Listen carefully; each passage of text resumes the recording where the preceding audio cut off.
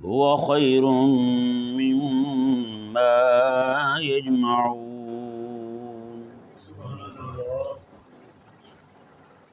جیسا کہ سایہ مبارکہ کے متعلق آپ عید سے پہلے سماعت فرما چکے ہیں، آج سایہ مبارکہ کے آخری حصے هو خیر مما یجمعون کے متعلق چند ایک گزارشات کی جائیں گی کہ اللہ تبارک و تعالی نے ارشاد فرمایا،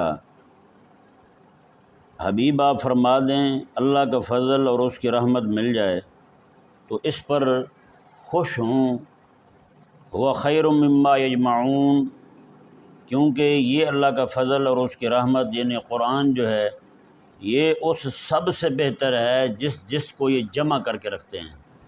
جو چیزیں جمع کر کے رکھتے ہیں، سونا ہو گیا، چاندی ہو گئی، پیسے ہو گئے، دولت ہو گئی، مال ہو گیا، زمین ہو گئی، جو بھی شے بندہ جمع کر سکتا ہے، لے سکتا ہے، ذخیرہ کر سکتا ہے، اللہ تعالیٰ نے ارشاد فرمایا هو خیر مما یجمعون، تمام چیزوں سے بہتر کوئی دولت ہے تو وہ قرآن کی دولت ہے۔ جی تو پھر بندے کو اعلیٰ چیز پر خوش ہونا چاہیے، نہ کہ ادنا چیز پر خوش ہونا چاہیے۔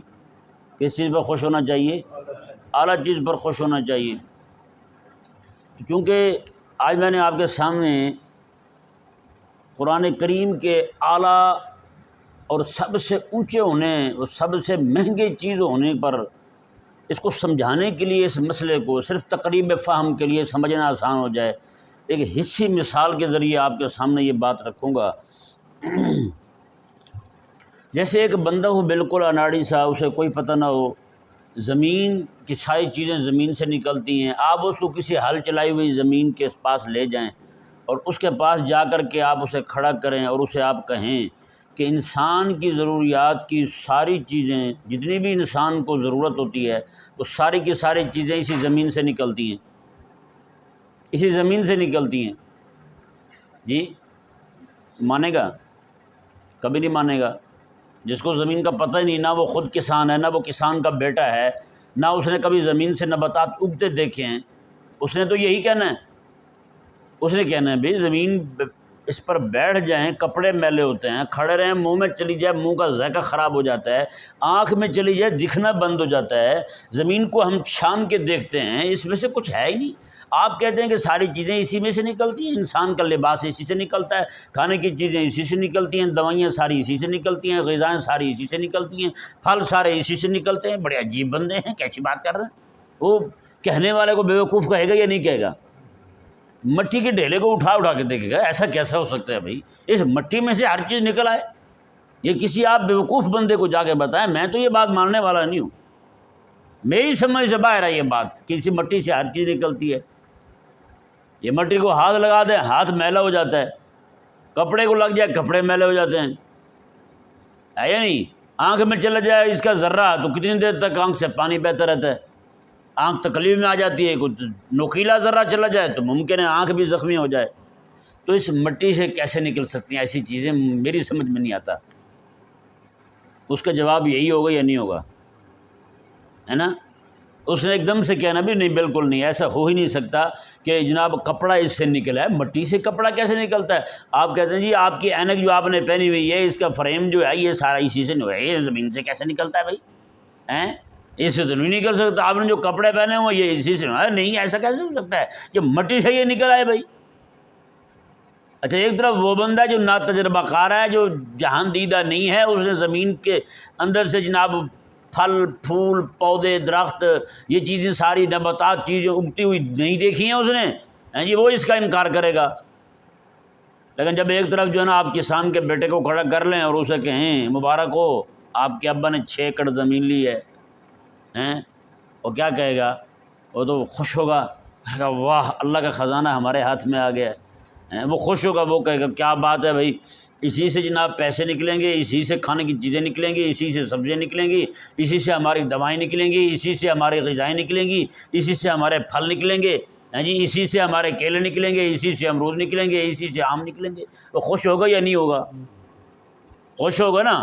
کیوں خوش ہوگا؟ وہ تجربہ کر چکا ہے، وہ دیکھ چکا ہے، اسے پتہ ہے بھائی جی اسی زمین سے سارا کچھ نکلتا ہے۔ جب آپ اسے کہیں گے اسی زمین سے سارا کچھ نکلتا ہے، وہ کبھی بھی زمین کو اٹھا کے چکھنے نہیں لگے گا مٹی کو، مٹی کا ڈھیلا اٹھا کے چکھے گا نہیں، گو کہ آپ اس کے سامنے ایسی زمین رکھ دیں جس میں ہال چلے ہوں، ڈھیلے کے ڈھیلے پڑے ہوں، کبھی بھی زمین کو چکھے گا نہیں، کبھی بھی دوربین اٹھا کے دیکھے گا نہیں کہ کہاں پڑے ہوئے اس میں کیلے، کہاں پڑے ہوئے اس میں سیب، کبھی دیکھے گا؟ کبھی نہیں دیکھے گا۔ کبھی وہ یہ نہیں کہے کہ میں ریسرچ کر رہا ہوں، ہاں جی سرچ مار کے دیکھتا ہوں اس میں سے کچھ ہے بھی یا نہیں ہے، ابا کہہ رہے ہیں سارا کچھ نکلتا ہے اس میں، کبھی بھی نہیں کہے گا۔ کسان کا بیٹا ہے نا، اسے پتہ ہے کہ اس میں کیا چیز رکھی ہوئی ہے، وہ کبھی بھی انکار نہیں کرے گا۔ اس کو جو بھی آپ کہیں گے کیلا اسی سے نکلتا ہے، اس نے کہا بالکل نکلتا ہے۔ آپ کو امرود اسی سے بالکل نکلتا ہے، کھجور اسی سے بالکل نکلتی ہے، میٹھی کھجور بھی اسی سے نکلتی ہے، اور کوڑ تما کڑوا وہ بھی اسی سے نکلتا ہے، ہیں جی، اور کھٹا لیمو وہ بھی اسی سے نکلتا ہے، وہ کہے گا بالکل نکلتا ہے۔ اب مٹی کیا ہے؟ وہ ایک جیسی ہے، اس میں سے ساری اغذیہ جو ہیں وہ مختلف ذائقوں کی وہ ساری کی ساری نکل رہی ہیں۔ کسان کا بیٹا سارا کچھ مانے گا، لیکن نہیں مانے گا تو کون نہیں مانے گا؟ جو جہان دیدہ نہیں ہے، جس کو تجربہ نہیں ہے، نہ وہ کسان ہے، نہ وہ کسان کا بیٹا ہے، نہ کبھی زمین سے اس نے کچھ چیز نکلتے ہوئے دیکھی ہے یہ نہیں ایسا؟ جس طرح کر کے بھائی اللہ تبارک و تعالیٰ نے ایک کائنات ارضی بنائی ہے، کائنات ارضی زمین والی یہ کائنات جو ہے یہ پوری کی پوری، اس میں اللہ تبارک و تعالیٰ نے انسان کی غذائیں رکھی ہیں، اس کی دوائیں رکھی ہیں، اس کی ضروریات کی ہر چیز، اس کے لباس پہننے سے لے کر ایک ایک چیز تک ساری کی ساری زمین سے نکالی اللہ تبارک و تعالیٰ نے۔ اسی طرح کر کے خلاق کائنات نے ایک کائنات بنائی ہے جس کو کائنات روحانی کہا جاتا ہے۔ کیا کہا جاتا ہے؟ کائنات روحانی کہا جاتا ہے۔ اور اس کائنات روحانی، یہ روح جو ہے نا، روح جیسے مثال کے طور پر زمین جو ہے یہ کائنات ارضی ہے، جی یہ جسم جو ہے ساری ضروریات جسم کی وہ زمین سے نکلتی ہیں، کائنات ارضی سے نکلتی ہیں۔ اللہ تبارک و تعالیٰ نے کائنات روحانی بنائی ہے، وہ کائنات روحانی وہ کیا ہے؟ یہ اللہ کا قرآن ہے۔ یہ کیا ہے؟ اللہ تعالیٰ کا قرآن ہے۔ اسی قرآن میں روح کی تمام غذائیں، روح کی زیبائش، روح کی آرائش اور روح کو رنگ زنگ لگ جائے اس کو دور کرنے کا طریقہ، ایک ایک چیز جو ہے وہ خلاق کائنات نے اسی قرآن میں بیان فرمائی، اسی قرآن میں بیان فرمائی۔ اب کوئی بندہ ایسا ہو جس نے جیسے آج کل کی نئی نسل جو ہے ان کے سامنے آپ قرآن کے فوائد بیان کریں کبھی بھی نہیں سمجھیں گے۔ ان کی صورت حال وہی ہوگی جو کہ ایک جو کسان نہیں ہے، کسان کا بیٹا نہیں ہے، اس کو زمین کے پاس کھڑا کر کے آپ کہیں ہاں جی یہ سارا کچھ زمین سے نکلتا ہے، کبھی بھی نہیں مانتا۔ وہ کبھی بھی نہیں مانتا کہ زمین سے کپڑے نکل آتے ہیں، کبھی بھی نہیں مانتا زمین سے کیلا نکل آتا ہے، کبھی بھی نہیں مانتا زمین سے امرود نکل آتا ہے۔ اسی طرح کر کے وہ بندہ جس نے نہ قرآن کی حکومت دیکھی ہے، ہاں جی نہ قرآن کے ذریعے صوفیاء کو لوگوں کی روحوں کا علاج کرتے دیکھا ہے، نہ اس نے علاج ہوتے دیکھا ہے، اس نے جب بھی دیکھے حکومت دیکھی کافر کی دیکھی، ہیں جی روح کا علاج کرنے والے دیکھے تو ٹھگ دیکھے ہیں، اس طرح کے لوگ ہر طرف یہی لوگ دیکھے ہیں، تو بتائیں وہ کبھی بھی قرآن کریم کی عظمت کو مانے گا؟ کبھی بھی نہیں مانے گا۔ ایک طرف یہ ہوں جنہوں نے دیکھی ہی کفر کی حکومت ہے، جنہوں نے دیکھا ہی اسلام مسلمانوں کو مار کھاتے ہیں، جنہوں نے اسلام کو سیاسی طور پر مغلوبی دیکھا ہے، وہ کبھی بھی قرآن کی عظمت کے قائل نہیں ہوں گے۔ سچی کہہ رہا ہوں، یہ ہمارے عرب لوگ تو چلو پھر بھی کچھ سمجھتے ہیں قرآن پاک کا اعجاز، یہ عجم کے لوگ جو ہے نا، اچھے بھلے مولوی جو ہیں ان کو بھی پتہ نہیں ہے قرآن پاک کہتے ہیں جی یہ تو عام باتیں، یہ تو عربی بھی باتیں کر سکتے ہیں۔ عام لوگ یہی سمجھتے ہیں یار یہ اس کو تو عام عربی بھی بول سکتے ہیں، عربی بولتے ہیں وہ، عربی تو میں بھی بول سکتا ہوں، اس طرح کی باتیں کرتے ہیں۔ یہ ذہن میں وسوسے آتے ہیں لوگوں کے، کیوں نہیں معلوم ان کو قرآن کی قدر، کیوں نہیں معلوم ان کو وہ بندے کی طرح جو کھڑا ہوا تھا اناڑی زمین کے پاس، تو زمین کو کہہ رہا ہے اس میں سے کیسے نکلتا ہے سارا کچھ۔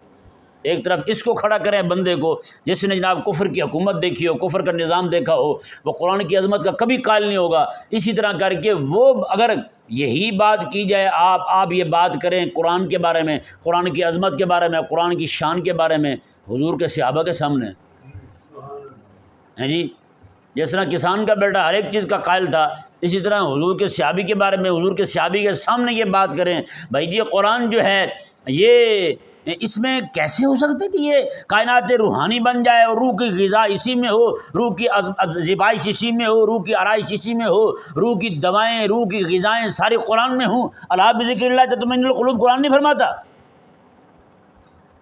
قرآن فرماتا نہیں فرماتا کہ دلوں کا اطمینان جو ہے وہ اسی سے ہے۔ روح تمہاری جو ہے وہ جب عالم ارواح سے آئی ہے یہ تو یہاں پریشان رہے گی۔ اگر آپ چاہتے ہیں روح تمہاری کو تسکین آ جائے تو میں جہاں رہ کے آئیے نا، جس نے وہاں رکھا تھا وہی یہاں لایا ہے، اسی کا ذکر کریں، اس کو یاد کریں، اسی کی بارگاہ میں مجالست اختیار کریں، اللہ تبارک و تعالیٰ تمہارے دل کو چین عطا فرما دے گا۔ دیکھیں نا، کسی بندے کو، کوئی بندہ جو ہے مثال کے طور پر کوئی بندہ پردیس چلا گیا ہے، اس کو اماں کے ساتھ محبت ہے، بچوں کے ساتھ محبت ہے، ابا کے ساتھ محبت ہے، اب ان کے پاس پہنچ نہیں سکتا، دل اداس ہے، لیکن لوگوں کو ان کی باتیں سنائے گا۔ ان کی باتیں جب سنائے گا تو بتائیں اس کے دل کو سکون ملے گا نہیں ملے گا؟ تو اللہ تبارک و تعالیٰ نے یہی تو فرمایا ہے، میں تم پہلے میرے قرب خاص میں تھے، تمہاری روحیں ساری میرے قرب خاص میں تھی، اس لیے اطمینان میں تھی۔ کبھی کسی نے کہا ہے کہ میری روح وہاں پریشان رہی ہے، میری روح وہاں پہ غیر مطمئن رہی ہے؟ اللہ اکبر کبیرہ۔ تو یہاں جب آئے اس قرب خاص سے نکلے، یہاں آ گئے، دنیا میں آ گئے، یہاں دنیا کے گناہ، بے حیاں، فحاشیاں، عریانیاں، سارا کوئی دیکھ کے انسان کی روح پریشان ہو جاتی ہے۔ تو اس وقت اللہ تبارک و تعالیٰ نے فرمایا کہ پھر یہاں تو وہ والی مجالست نہیں حاصل ہو سکتی، وہ والا قرب تجھے حاصل نہیں ہو سکتا۔ ہاں پھر بھی اگر چاہتا ہے تو پھر مجھے یاد کیا کر۔ یہ ایک نفسیاتی مسئلہ جو اللہ تبارک و تعالیٰ نے بیان فرمایا، یہ اگر کسی نے اس کو مسئلے کو سمجھنا ہو نا تفصیل کے ساتھ تو مولانا روم رحمۃ اللہ علیہ کی کتاب کا پہلا صفحہ پڑھ لیں، مثنوی شریف کا، مثنوی مانوی کا پہلا صفحہ، جہاں سے وہ ایک قصہ شروع کرتے ہیں جی بانسری کا قصہ شروع کرتے ہیں۔ کہتے ہیں جی وہ بانسری جو ہے نا لکڑی کاٹ کے لایا بندہ، اس نے آ کے بانسری بنا دی۔ وہ بانسری جو ہے وہ انہوں نے پھونک ماری تو وہ رونے لگی، لوگ خوش ہونے لگے، واہ واہ واہ کیا بات ہے۔ لیکن کہتے ہیں وہ تو اپنا دکھڑا سنا رہی تھی، وہ درخت سے جدا ہو کے آئی تھی، اس کے درد کو کسی نے سمجھا ہی نہیں، وہ بیچاری کیوں رو رہی ہے۔ تو یہی کہتے ہیں کہ یہ لوگ جو ہے نا یہ کہتے ہیں پریشان، میں گھبرایا، اوے روح جو ہے نا وہ اپنی اس اصل سے رو رہی ہے جہاں سے جدا ہوئی ہے، تمہیں سمجھ نہیں آ رہی کہ تم نے اس کا علاج کیسے کرنا ہے۔ تم اس کے علاج فلمیں ڈرامے دیکھنے میں ڈھونڈ رہے ہو، کب ملے گا اس کو علاج؟ کب ملے گی اس کو دوا؟ نہیں شفا ملے گی اس کو، جہاں سے آئی ہے اسی قرب خاص میں یہ نہیں جا سکتی جب تک وہاں نہیں پہنچ سکتی، اور تب تک کے لیے تم اس کو اللہ تبارک و تعالیٰ کے ذکر میں لگا دو، اپنے محبوب کو یاد کرتی رہے، اس کو سکون رہے گا، اطمینان میں رہے گی یہ۔ اللہ اکبر کبیرہ۔ تو بھائی وہ محبوب کریم علیہ السلام کے صحابہ جو ہیں، اگر ان کے سامنے آپ یہ بیان کریں یہ باتیں ساری، صحابہ کے سامنے، ان کے بچوں کے سامنے بات بیان کریں تو سارے مانیں گے نہیں مانیں گے؟ ان کو آپ کہیں جی قرآن غلبہ دلاتا ہے، وہ کہیں گے بالکل دلاتا ہے، دیکھو نا حضرت ابوبکر صدیق کی حکومت کو، انہوں نے کہا جی قرآن جو ہے وہ جناب دین دشمنوں کو برداشت نہیں کرتا، انہوں نے کہا دیکھو نا ابوبکر صدیق کو یمامہ میں 36,000 گستاخوں کو، 36,000 منکرین ختم نبوت کو کاٹ کے رکھ دیا ہے، انہوں نے کہا قرآن جو ہے یہ جناب واقعی سچی بات ہے، قرآن جو ہے یہ حضرت عمر رضی اللہ عنہ کو غلبہ دیتا ہے، انہوں نے کہا دیکھو حضرت عمر رضی اللہ عنہ کی حکومت کتنے لاکھوں لاکھ مربع میل تک حضرت عمر رضی اللہ عنہ کی حکومت تھی، انہوں نے کہا قرآن جو ہے یہ ساری رات بندے کو سونے نہیں دیتا، انہوں نے کہا ہاں دیکھو تو عثمان غنی رضی اللہ تعالیٰ عنہ کو ساری رات میں 2 رکعت میں پورا قرآن پڑھ لیا کرتے تھے، انہوں نے کہا جی قرآن کریم جو ہے دین دشمنوں کے ساتھ لڑنے کی ہمت دیتا ہے، یہود و نصارہ کے ساتھ لڑنے کی ہمت دیتا ہے، انہوں نے کہا دیکھو نا مولا علی رضی اللہ تعالیٰ عنہ کو خیبر کا کیسے کلا کما فرمایا تھا مولا علی رضی اللہ تعالیٰ عنہ نے۔ اور یہ بات اگر کوئی بندہ مولا علی کے سامنے کہے تو کسی مولا علی رضی اللہ تعالیٰ عنہ کیا انکار کر دیں گے ان لوگوں کی باتوں میں آ کے؟ نہ مولا علی رضی اللہ تعالیٰ عنہ انکار نہیں کریں گے، نہ مولا علی کے بیٹے انکار کریں گے، نہ ابوبکر صدیق انکار کریں گے، نہ ابوبکر صدیق کے بیٹے انکار کریں گے۔ اسی طرح کر کے جب تک اسلام کا غلبہ رہا ہے مسلمانوں نے قرآن کو اپنے ہاتھ میں رکھا ہے، جنہوں نے اسلام کی بہاریں دیکھی ہیں، اسلام کے سیاسی عروج دیکھا ہے، وہ کبھی بھی اس کا انکار نہیں کریں گے، اور جنہوں نے دیکھا ہی کفر کی حکومت کو ہو، جنہوں نے کفر کی حکومت میں رہ کر کے زندگی گزاری ہو، کفر کے جھوٹے لقمے کھائے ہوں، ان کے بچے ہوئے شوربے پیے ہوں، ان کو قرآن کی عظمت کا کیا اندازہ ہو سکتا ہے؟ بھائی نہیں سمجھ پا رہا ہے مسئلے کو۔ تو یہ بات ہے، اللہ اکبر کبیرہ۔ تو کریمہ کا پھر آپ آ جائیں جی سلطنت عثمانیہ میں، سلطنت عثمانیہ کا عروج دیکھیں آپ، اللہ تبارک و تعالیٰ نے کیسا عروج بخشا تھا اس عثمانیہ خلافت والوں کو، جی ان سے کو پوچھے، ان کے وڈیرے کو اللہ تبارک و تعالیٰ نے جو حکومت دی تھی نا یہ قرآن کی برکت سے دی تھی، حضرت سلطان عثمان اول رحمہ اللہ، جی وہ پہلے ان کے والد تھے سلیمان، پھر حضرت ارطغرل، پھر اس کے بعد جو ہیں یہ جب تشریف لائے حضرت عثمان غازی رحمہ اللہ، جن کو عثمان غازی کہا جاتا ہے، جی آپ کی جو زندگی ساری جہاد میں گزری ہے، پھر جب انہوں نے سلطنت قائم فرما لی، جی سلطنت قائم ہونے سے پہلے ایک رات سفر میں ہیں، جی قرآن کریم ہے ان کے پاس، انہوں نے کہا قرآن پاک کو رکھتا ہوں تو کہیں یہ نہ ہو کہ ساری رات جو ہے نا وہ قرآن پاک ایسے پڑھ رہے میں وہیں پہ ٹانگیں لمبی کر کے سو جاؤں ہیں، اللہ اکبر کبیرہ، اسی ڈر سے کہ قرآن پاک ادھر پڑھا ہوگا اسی کمرے میں، چاہے اونچا ہی کیوں نہ ہو، میری ٹانگیں لمبی ہوں تو بے ادبی ہوگی اللہ کے قرآن کی۔ ساری رات قرآن کو اٹھا کے کھڑے رہے، ساری رات۔ اور یہی قصہ سلطان محمود غزنوی رحمہ اللہ کا، وہ بھی ایک جگہ گئے تو وہاں دیکھا قرآن کریم پڑھا ہوا ہے، ہاں جی، کہا کہ قرآن کریم پڑھا ہوا ہے، اس کو اٹھا کے کہیں اور رکھتا ہوں تو قرآن پاک جو ہے نا وہ یہاں تشریف فرمایا، اپنی نیند کی خاطر قرآن کی جگہ بدلوں گا میں، ہیں اپنی نیند کی خاطر قرآن کی جگہ بدلوں گا میں، اللہ اکبر۔ قرآن پاک وہیں رکا رہا، وہیں پڑھا رہا۔ انہوں نے کہا میں یہاں لیٹتا ہوں تو بے ادبی ہوگی، پاؤں گے، کچھ بھی ہو سکتا ہے، اللہ اکبر۔ ساری رات قرآن کے ادب میں ہاتھ باندھ کے قرآن کے سامنے کھڑے رہے، مولا تیرا کلام اونچا ہے، تیرے کلام کی بے ادبی مجھ سے نہیں ہو سکتی۔ میرے اللہ تبارک و تعالیٰ نے پھر اس کو وہ نام بخشا، ہاں جی، جنہوں نے قرآن کا ایسے ادب کیا نا جی، ہیں جو آج قرآن کریم کے مقدس اوراق گلی سے نہیں اٹھا سکتے، انہوں نے فتح پانی ہے، بتائیں ان کو غلبہ کیسے حاصل ہو سکتا ہے؟ جو اللہ تبارک و تعالیٰ کا نام روزانہ کروڑوں لاکھوں کی تعداد میں لکھ لکھ کے گلیوں کے اندر گلیوں کے اندر گرا رہے ہیں یار، وہ غلبہ پائیں گے؟ ایسا نہیں ہو سکتا، ہاں جی۔ غلبہ جو ہے نا اللہ تبارک و تعالیٰ اسی کو دیتا ہے جو اللہ کے نام کو اونچا کرے، اونچا وہی ہوتا ہے جو اللہ کے نام کو اونچا کرے۔ سچی بات ہے، جو آج بھی اللہ تعالیٰ کے نام کو اونچا کرنے والا نا، اللہ تعالیٰ کے نام کے جو اوراق ہوتے ہیں ان کو اٹھانے والے ہیں، اللہ تعالیٰ نے آج بھی ان کو روب و دبدبہ عطا فرمایا ہے، ہاں جی۔ ان کو دیکھ کے جناب یہودیوں کے خنزیروں کے پتے پگھل جاتے ہیں، جن کے دل میں رب کے نام کی عظمت آ جائے نا، پھر اللہ تبارک و تعالیٰ ان کی عظمت کا سکہ بٹھا دیتا ہے لوگوں پر۔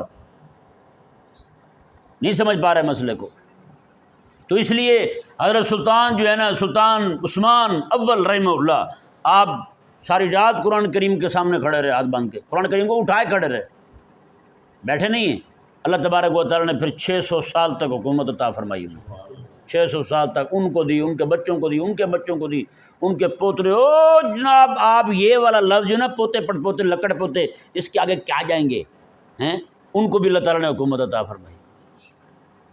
اب یہ جو لبرل لوگ قسم کے لوگ ہیں، انہوں نے اسلام کی حکومت دیکھی نہیں ہے، اسلام کی باریں دیکھی نہیں ہیں، اسلام کا روب دبدبہ دیکھا نہیں ہے، ہاں جی۔ جب جناب منشی بیٹھا ہوتا تھا ایک، تو یہودی یا نصرانی جب جزیہ دینے کے لیے آتا تھا، وہ اٹھ کے جناب اس کی داڑھی پکڑ کے منہ پہ چٹ مار کے کہتا کٹ دے پیسے، اس طرح کر کے جب اس سے پیسے لیتا تھا۔ انہوں نے وہ دور دیکھا ہی نہیں ہے ذلیلوں نے، اسلام کا غلبہ دیکھا ہی نہیں ہے، اسلام کی جناب وہ روب اور دبدبہ سیاسی غلبہ وہ دیکھا ہی نہیں انہوں نے تو باتیں کرنی ہیں، جی اسلام نے کیا دیا جی، مسلمانوں کو کیا ملا جی، قرآن نے کیا دیا جی، نعوذ باللہ۔ یہاں پہ میں ایک بات اور بھی مثال کے ساتھ سمجھا دوں آپ کو، ان کو قرآن کی عظمت کیوں نہیں؟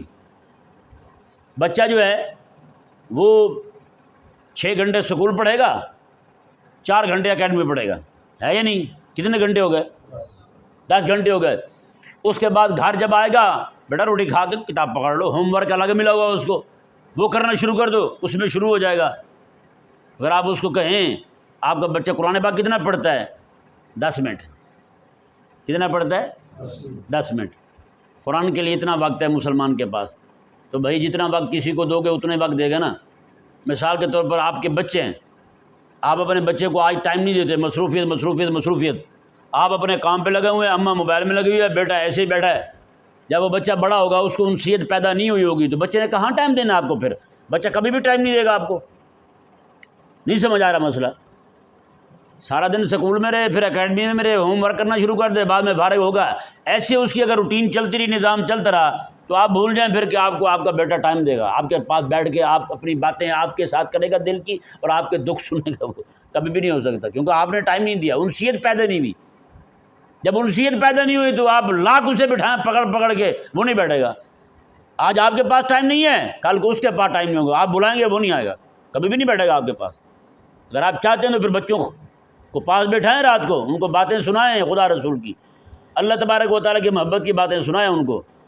اب قربانی گزری ہے، ہر بندے پر لازم تھا کہ اپنے بچوں کو پاس بٹھائے اور ان کو سمجھائے، بیٹھے دیکھو بات سنو، اللہ تعالیٰ کو ہمارے گوشت کی ضرورت نہیں ہے، اللہ تعالیٰ کو ہمارے خون کی ضرورت نہیں ہے، اللہ تبارک و تعالیٰ جو ہے نا، اللہ تبارک و تعالیٰ کو کسی شے کی ضرورت نہیں ہے، اللہ تعالیٰ تک کوئی شے نہیں پہنچتی۔